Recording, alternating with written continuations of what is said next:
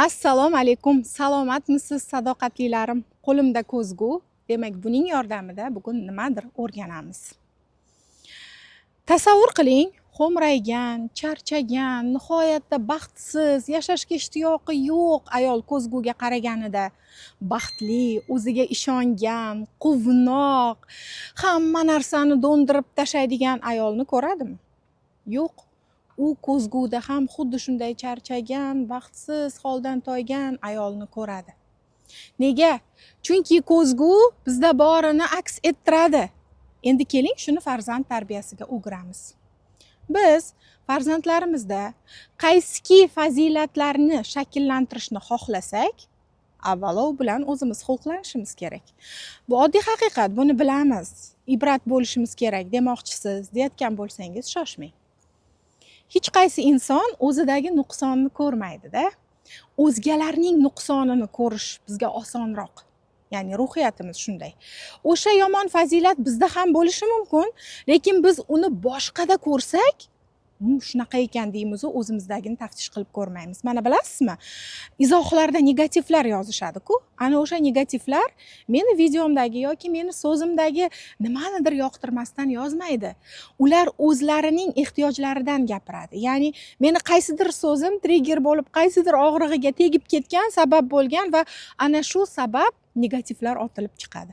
O'zini ko'radi chunki o'sha nuqtada. Ana endi biz o'zimizda u narsalar bormi yo'qmi bilmaymiz-u, lekin farzandlarimizdan talab qilamiz. Men ko'pincha bolam kitob o'qimaydi deb menga murojaat qiluvchi onalar bilan gaplashaman. Siz o'zingiz kitob o'qiysizmi? Ha, qo'limga tushib qolsa vaqtim bo'lganida o'qiyman. Yaxshi, vaqtingiz qachon bo'ladi? Haqiqatda o'qiydiganlari yo farzandlari uxlayotganda tongda yoki tunda, ular uxlagandan keyin. Demakki, bolajonlar onaning kitob o'qishini bilmaydi. Va ne afsuski, muloqotda ham bu sezilmaydi-da, farzand sezmagan onaning kitob o'qishini. Ko'rsatib o'qishimiz kerakmi? Ha, ba'zi odatlarni biroz ko'rsatib qilsak zarar bermaydi. Chunki bolajonlar aytganimizni qilgandan ko'ra, bizda ko'rayotganini qilishi osonroq. Ko'pchilik aytadi, yana ikkinchi toifa bor. Oldida kitob o'qiyman, lekin bolalarim biron marta kitob ochib o'qimaydi. Siz hozir shoshmang, albatta bir kun qo'liga kitob oladi. Ehtimol hozir vaqti emasdir, ehtimol u qiziqqan adabiyotlar yo'qdir yoki aynidan boshqa narsalarga qiziqayotgandir. Bunga parvo qilmang. Shaxsan o'zimning farzandlarim ham bolaligida men o'qib berardim. Oilaviy o'qisak, men o'qib bersam, chunki rolga kirib o'qib beraman-da, har qahramonning ovozlarini har xil qilib eshitishardi, hatto 8-9-sinflarda ham kattalarim.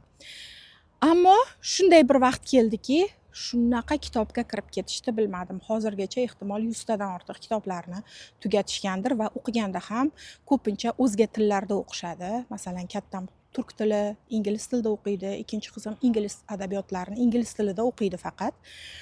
Shuning uchun, ya'ni men o'sha vaqtda men kunda kitob o'qiyman, hattoki bolalar maydonchasiga chiqib o'ynasa ham men kitob o'qib o'tirar edim. Faqat ular ko'rishi uchun emas, menga yoqadi haqiqatda kitob o'qish va hech qachon bular kitob o'qimayapti-ku deb shoshib ketmaganman, chunki bir kun kelib qilishini bilaman.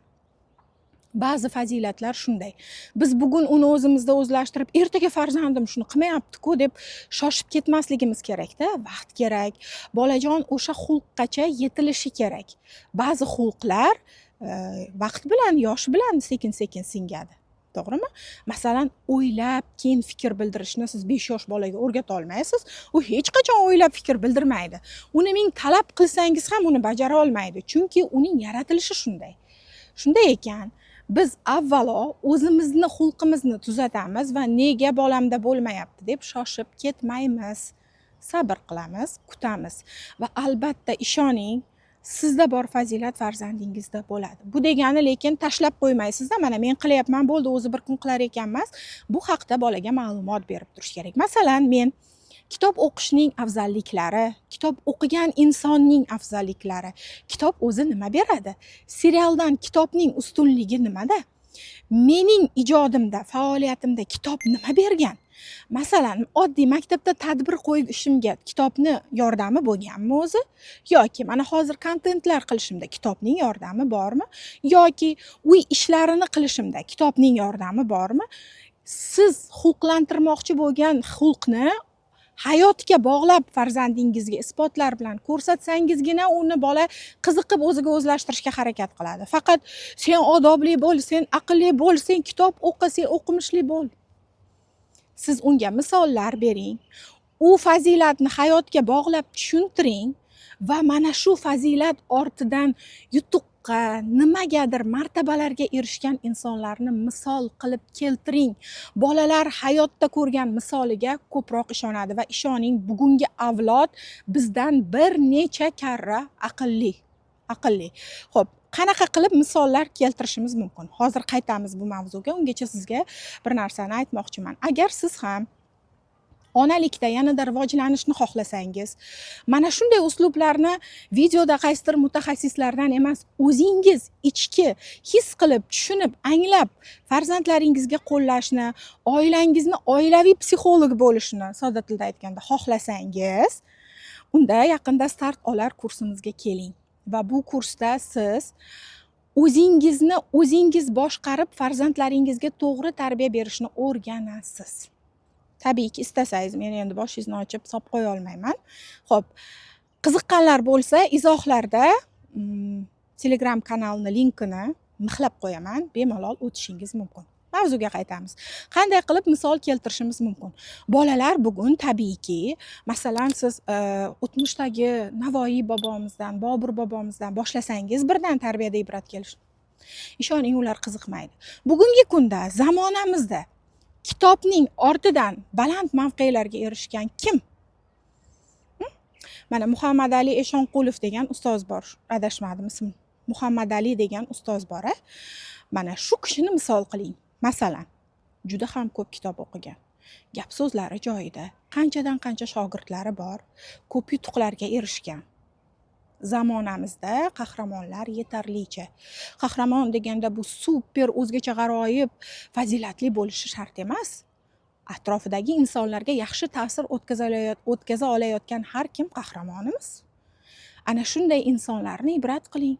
O'zingizni hayotingizda masalan o'sha bitta kitob o'qish emas, endi o'sha fazilat qanday o'rin egallaydi? Siz nima yutuqlarga erishdingiz buni ortidan?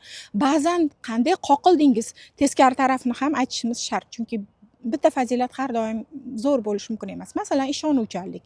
Ishonuvchanlik yaxshi, lekin ba'zan inson pand yeydi-ku buni ortidan. Ishonuvchanlik munosabatlarni mustahkamlaydi. Ishonadigan inson o'zgalarga ishonch bilan kuch bera oladi. Masalan, ona farzandiga shu qadar ishonadiki, u qila olmaydigan ishlarga ham shunaqa kuch beradi, bolani o'zi ham ishonib ketadi. Lekin mana shu ishonuvchanlik ba'zan pand beradi-ku. Bu jihatlarni ham aytsangiz, bolalar sizni ochiq munosabatingizni ko'rib, so'zingizga ko'proq ishonadi.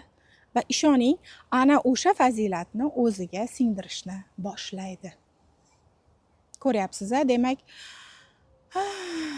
nasihat qilishimizda ham, nimanidir o'rgatishimizda ham o'zimiz avvalo xulqlanishimiz kerak.